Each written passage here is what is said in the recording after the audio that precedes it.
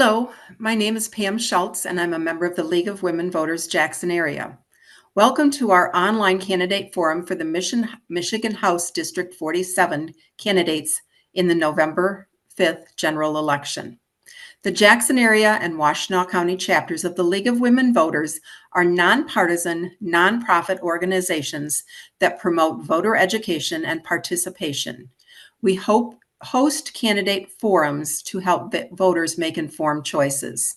Now, let's hear from the candidates.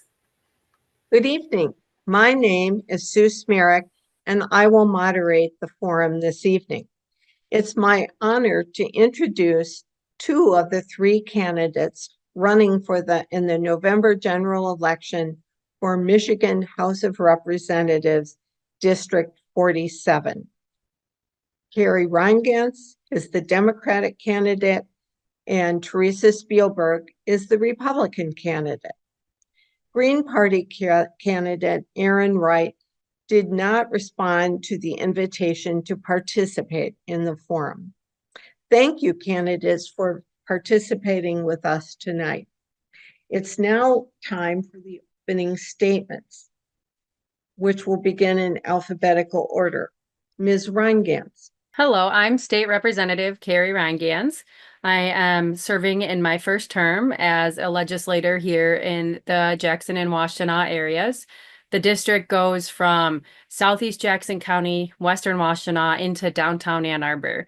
I live at the edge of the city of Ann Arbor with my husband, who's a trauma therapist, clinical social worker, and our almost 8-year-old daughter. She'll turn 8 before the election. And we have lived in Ann Arbor together as a family since before my daughter was born.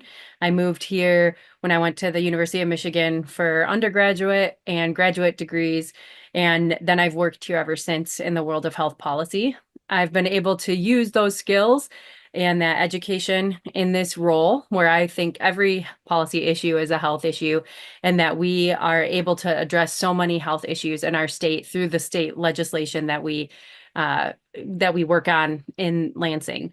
I've been able to pass bills that update our state's car seat laws to the best federal safety, federal and industry standards, as well as pass bills to uplift Indigenous Michiganders and tribes, including the first in the country Office of Legislative Tribal Liaison being established here in Michigan. I hope that I can earn your vote for the 47th House District so I can go back to Lansing and keep expanding healthcare and making life better for Michiganders. Thank you. And now it's your turn, Ms. Spiegelberg. Hi, I'm Teresa Spielberg, and I grew up in Sharon Township on the borderline of Manchester and Grass Lake, which also happens to be on the borderline of Washtenaw and went to Manchester schools and got a BS from Adrian College. I've worked for over 30 years at the University of Michigan as an EMG technologist. So I actually shock people for a living. I'm running because I'm hoping to be able to bring a little common sense to Lansing, along with the idea that the rural area where I'm at, where all you guys are, is a wonderful area in Michigan, and we need to keep it like this. We need to make sure that we can protect our farmers, protect the land, and not have everything look like the city. Not that cities are bad, we need them all, but we also need this country and we need the farmland. And I'm hoping that I can get some of you to give me a chance for this next in November. Thank you. Thank you. It's now time for the questions. And the first question will begin with Ms. Spiegelberg. The Michigan legislature could not agree this year on renewal of the SOAR fund, which stands for Strategic Outreach and Attraction Reserve, which supports business attraction. Some detractors criticize the effectiveness of SOAR grants. What is your philosophy regarding the use of taxpayer funds to create jobs?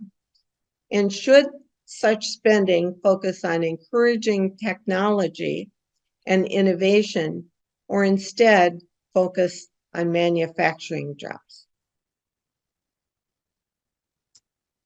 I think we need some of each, so I don't think it should just be in one area.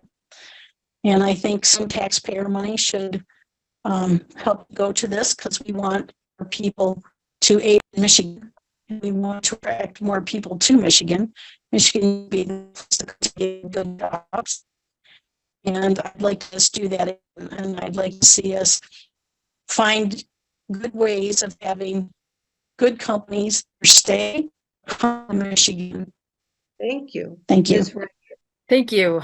There has been a lot of discussion about the SOAR fund this term, and I'm happy that my colleagues are working on reforming the SOAR program so that we can ensure that there are benefits in the communities that secure SOAR grants to make sure that those communities are able to have investment in placemaking, such as investing in housing, investing in transportation and public transit, in order to attract workers and keep workers, especially young people here in Michigan, to work at the jobs that we attract with these kinds of funds that we are using taxpayer money for. I have voted to support multiple SOAR grants, and I would vote to reform the SOAR program to make sure that there are community benefits in place, particularly focused on public transit, as well as other placemaking things like housing. I'm also really excited for the possibility of investing in both technology and innovation jobs as well as manufacturing. In fact, many manufacturing jobs are in the technology and innovation space, and we are manufacturing a lot of other high-tech things outside just the auto world, including things for potentially the Department of Defense.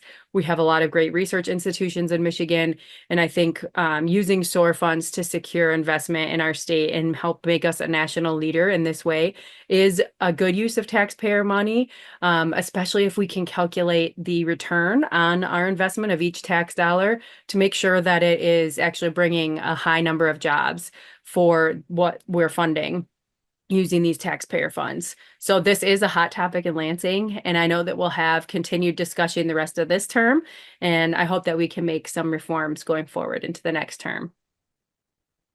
Thank you. The next question begins with you, Ms. Reingans. Last year, the Supreme Court substantially limited the federal EPA's power to protect wetlands, leaving most protection efforts to the states. Michigan has a wetlands protection law, but it requires continued funding and other support from the legislature. What specific additional steps, if any, do you think are needed to protect Michigan wetland?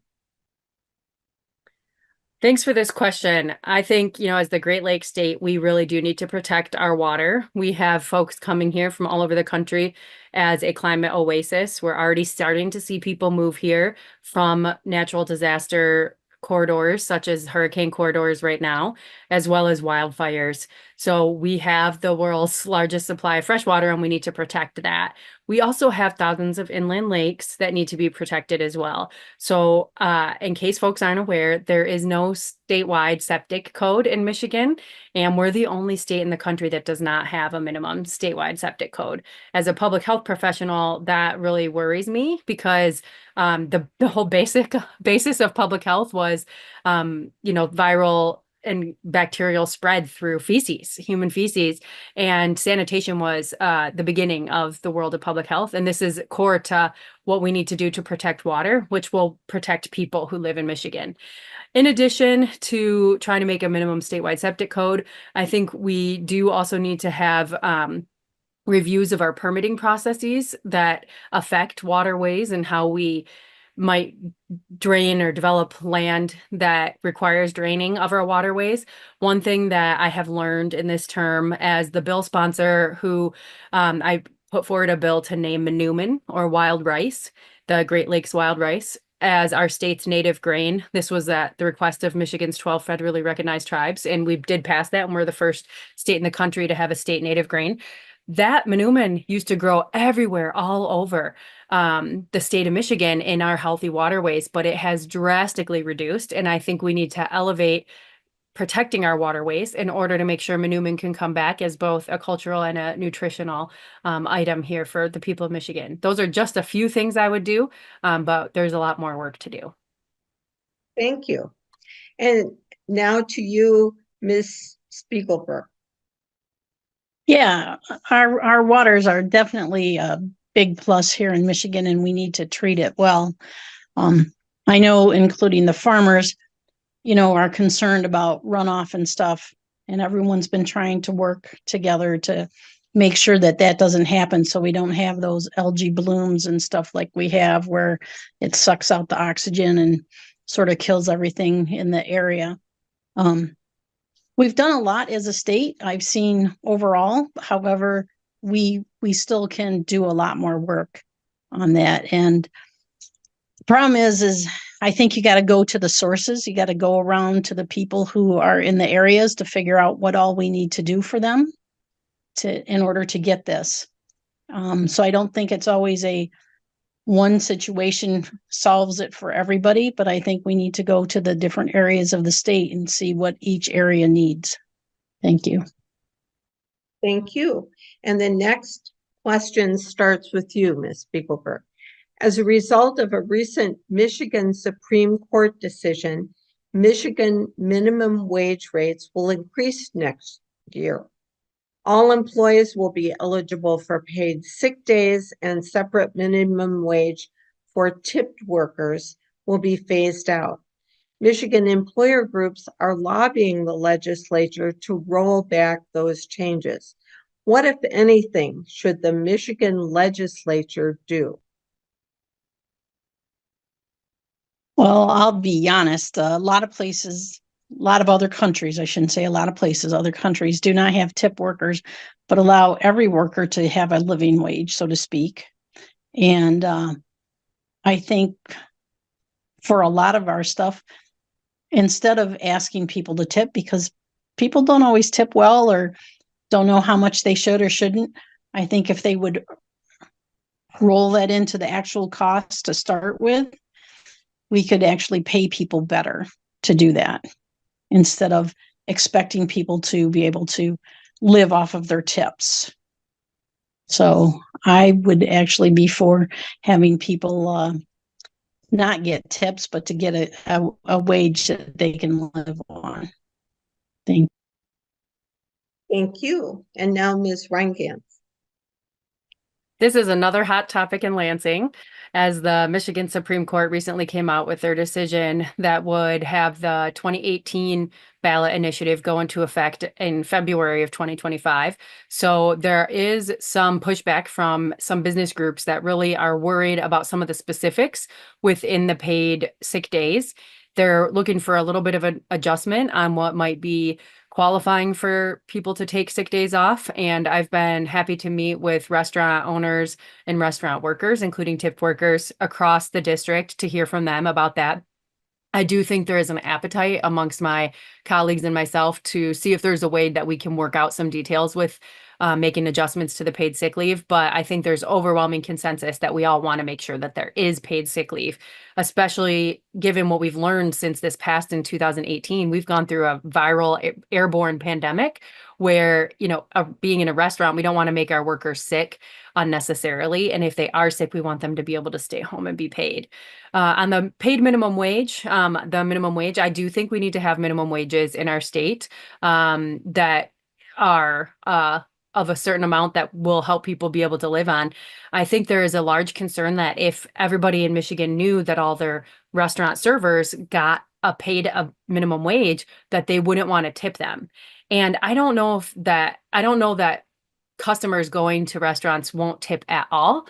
I think there may be a little bit of a reduction in tipping, but I think people will still tip. It has been shown that there are states where there is no tipped worker wage, and the average amount of tips that they get there is about 16% on the bills. And you know what the average is here in Michigan? 16%. And we allow that sub minimum wage. So I think that there's a very good chance that we'll have some adjustment, maybe delay on the timeline, but that there will still be a good minimum wage. Thank you. And the next question begins with you, Ms. Reingans.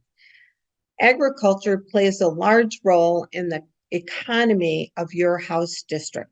How can the legislature support the agriculture industry to the benefit of Michigan citizens? I love that you asked this question. The 47th House District does have a lot of farmland and a lot of farms. I'm thankful that in the past I've been able to get a community supported agriculture share at one of the local farms in our district and been able to enjoy directly from the farm a lot of produce and other goods. I am so excited that we have so much farmland in the 47th district that I actually asked to be placed on the agriculture committee in the House. And I have been happy to be on that committee since I was sworn in January of 23. In that committee, we've talked about such issues as the flu that's going around on farms that might be affecting humans. But we've also talked about other issues like water runoff and weather changes and other concerns that we've heard from farmers. The other major concern is that a lot of farmers are trying to figure out what to do with their farm as they retire. And many of the farmers in our district are aging and they are trying to decide what to do with their children or other family members, whether they pass the farm down or maybe use the land for something else. And I strongly believe that a farmer and a landowner should be able to choose what to do with their property. And if they decide they want to go in a different direction, that's not just farming, and maybe they want to do something else with their land, or maybe they want to integrate something else with farming, such as wind turbines or maybe solar panels on a field that might be done for productive use. So I do think that the farmer should be able to decide what to do with their land. But I do think that there is some supports that we might want to consider with education and training for farmers, because a lot of farming has a lot more computers than it ever has before. Usually when I go to farms in my district and visit with farmers, they're showing me like 5 different computer programs that they have to deal with, more than they have to show me major mechanical things. So thank you. Thank you. And now Ms. Spiegelberg. Well, for farmers, which is a wonderful thing out here, I've had a lot of them say that, you know, they still need to figure out ways of getting more people to work for them. I think we need to find ways of maybe getting our young people involved, showing that you can have a good job working, you know, on a farm, whether it's your farm or not. And I know there's a lot of people around this area that actually, that's how they make their living, is working for somebody else on their farm. And I think we need to encourage like the FFA and the and other programs like that. We need to, you know, bring people out, show them where everything comes from, have people realize this is not really, you go to the store and that's where all the food comes from, but it comes from all these other places. And then, you know, if you talk to the farmers, they're really good about saying, these are the kinds of things we need, and they'll tell you. And I think that's a great way to do. You go to the little meetings, or, you know, I can go ask the neighbor, what do you guys need now? And they can tell, you know, they can say, well, this is the problem that we're looking at now. We're looking at the, you know, extra restrictions on migrants coming up to work in this area around Manchester and stuff. We've always had migrant workers here. So it's one of those things that you kind of want to keep going, and you want to do it in a legal manner and make sure that everyone's having, everything is working like it should be. Thank you. Thank you. And the next question begins with you, Ms. Spiegelberg. Do you believe Michigan elections are free and fair? If not, what steps are needed to ensure that they are? I really feel that we have a lot of safeguards. I'm not saying that there could be, you know, some things happen, because we've just, I don't know about you guys, but I just heard in the news where they shown that, you know, some people actually voted more than once and they're now going to be prosecuted. But I think overall for the state, we have nice safeguards in place. And, you know, I still believe that people should have to show a photo ID to go in and vote, or to get their absentee ballots sent to you. The thing would be to make sure, like when you send them to big institutions, like to a nursing home, it's hard, I think, sometimes to make sure it gets to the right person. And there might be other things we could do to make sure that happens. have someone who is willing to make sure it gets to the correct resident or not. Otherwise, I think Michigan does a good job of that, to be honest. Thanks. Thank you. Ms. Rankin. Yes, I believe that Michigan elections are free and fair and are actually more free than they have been in a long time, thanks to, in part, the work of the League of Women Voters with coalition partners to help expand voting rights and voting access for people from Marquette to Monroe. So thanks to the League of Women Voters for your work on that. I think that the recent news about the Macomb County prosecutor not prosecuting a few cases of voter fraud is showing that, you know, we have to make sure that we do prosecute those cases. And thankfully, the Attorney General did prosecute those cases, and there's evidence. And I hope that they're able to get to the bottom of what happened. And that means that our safeguards are working, because that was discovered. Thankfully, the amount of votes of people that were found to have voted possibly twice, that was not an election deciding amount of voters. So there isn't massive instances of this. There's a few instances here and there. So I'm glad that we've discovered those. I'm proud this term to have voted to expand voting rights and voting access by voting to support 9 days of early voting, and to support us as the state legislature and state government paying for the postage for people to mail their ballots in. I'm also thrilled that there's early voting sites across our district that people can use, as well as drop boxes. So there are so many options for people to be able to vote, and I'm very excited to see how the trends work over time to make sure that we are using our full right to vote. And I really hope that we have the highest turnout election that we've ever had in Michigan, thanks to all these new options this fall. Thank you. This next question will be our last question, and it begins with Ms. Reingans. The website of Michigan's Department of Environment, Great Lakes, and Energy states that Michigan does not have the laws necessary to permit individuals, such as renters, to form a community-based solar electric system and obtain energy through that system. Do you favor such legislation? Why or why not? Thank you for this question. So sometimes this is called community solar, and right now in Michigan, there are only a few entities authorized to generate electricity, and those entities tend to be large utility organizations or investor-owned utilities, and in some communities, there are publicly owned and operated utilities, but those are the only ones authorized to generate electrical power. I do, and natural gas is also used for this, and we have some nuclear in Michigan too.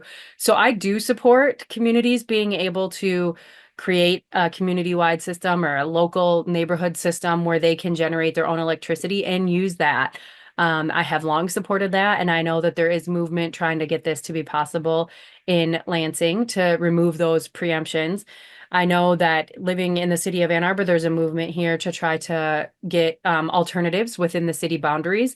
And the city government has put a proposal on the ballot to establish an energy utility within the city.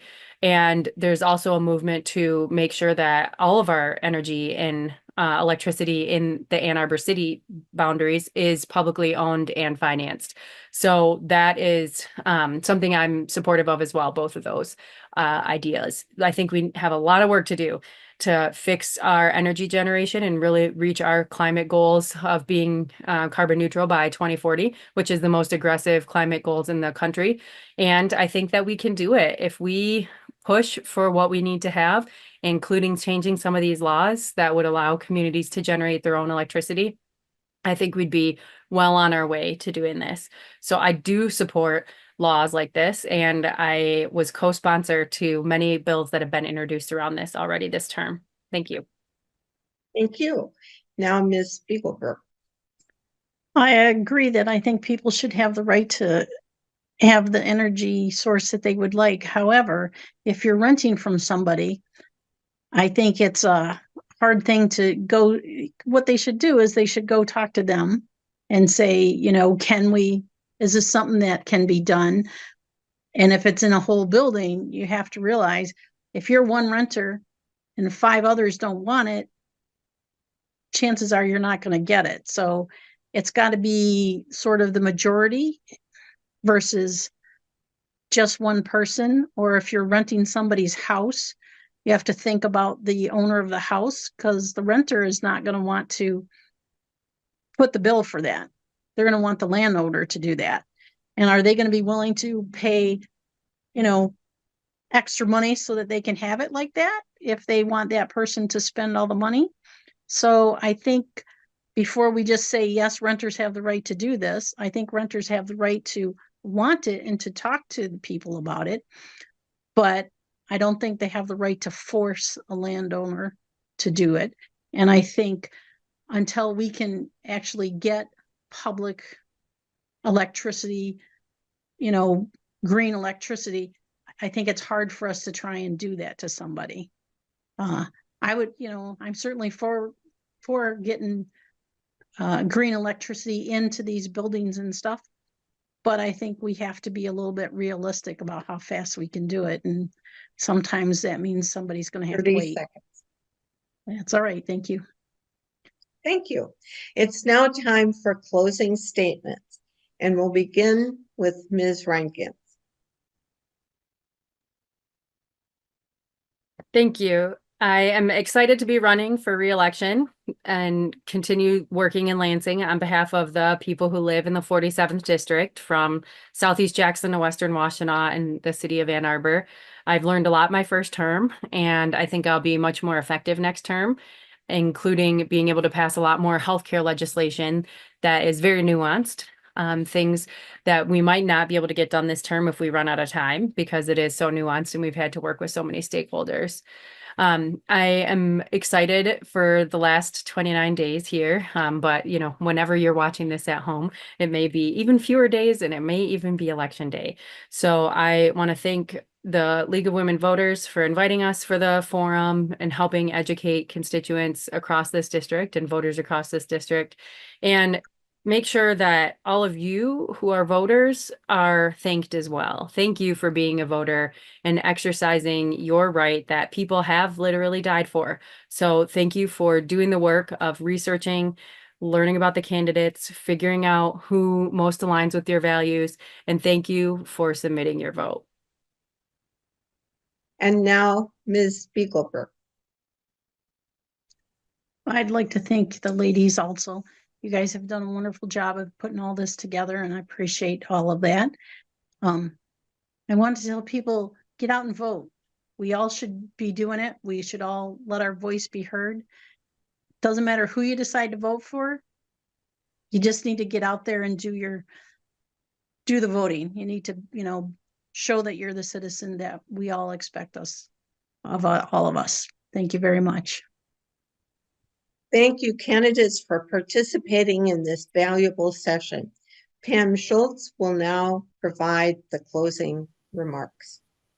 The Jackson area and Washtenaw County chapters of the League of Women Voters thank the candidates and the volunteers who participated in the forum, and also the community members who submitted questions. Please urge others to view our forums. Most importantly, please vote in the November 5th general election, either by absentee ballot, early voting, or in person. Thank you.